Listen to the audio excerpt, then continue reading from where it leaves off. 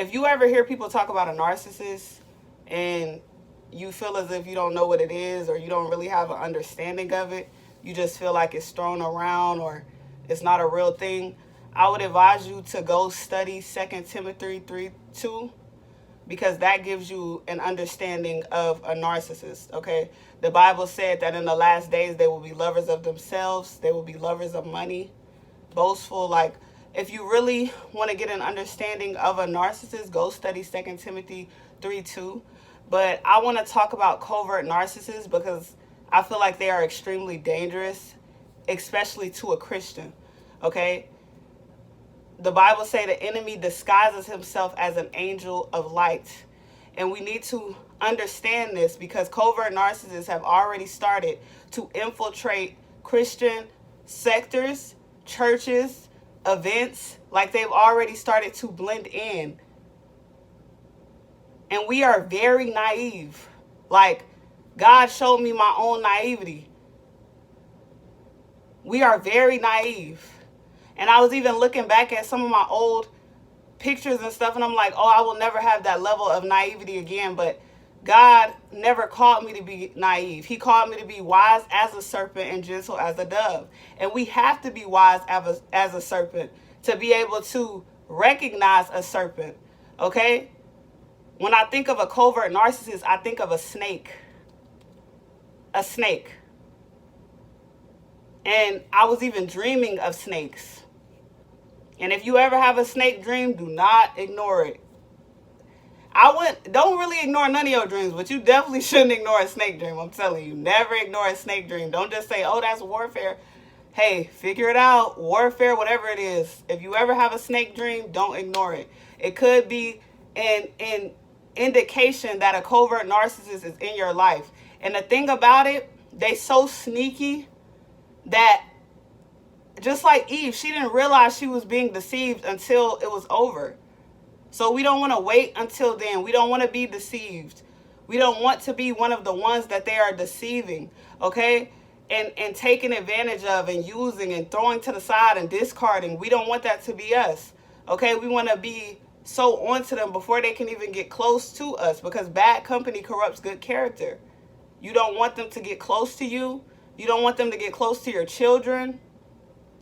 They are very dangerous, and they are very filled with lust spirits. Very strong demonic lust spirits are inside of them. And I'm really starting to believe that impartation, I think that those spirits can get transferred. So you need to be very mindful, okay? If you ever want to recognize one, though, they are very filled with lust. They are lovers of money. No matter how much they try to hide it, it always shows they are lovers of money.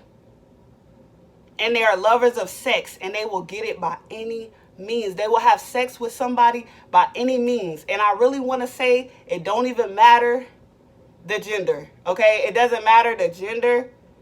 They have a spirit of perversion. And what people don't realize about perversion is that it always progresses. Like, it could start off with pornography. It could start off with just sex outside of marriage. Next thing you know, it progresses to same-sex, kids.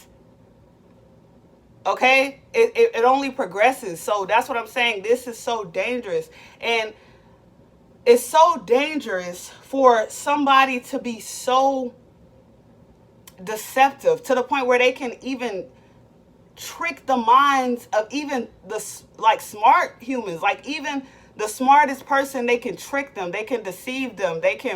The Bible says the devil is very crafty, and covert narcissists are very crafty. You can think that you have discernment. You can think that you're good at reading people out, but they will gaslight you so much to the point where you don't even know what you believe. And God is not the author of confusion. That's another thing that makes them so dangerous. You don't even know what you believe at this. Like, that's so dangerous. They can make you go crazy. Okay, the more that you deal with them, they can almost make you go a little crazy.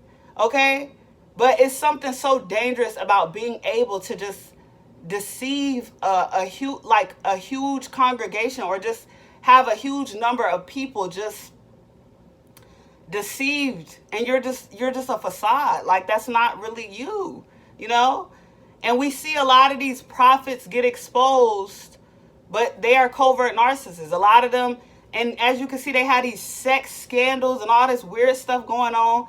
Covert narcissists, and they're lovers of money. They be trying to get people to tithe $1,000 and for a husband, and you will get all of that. They don't have fruit of the spirit. Okay, God say, freely as you are given, freely give.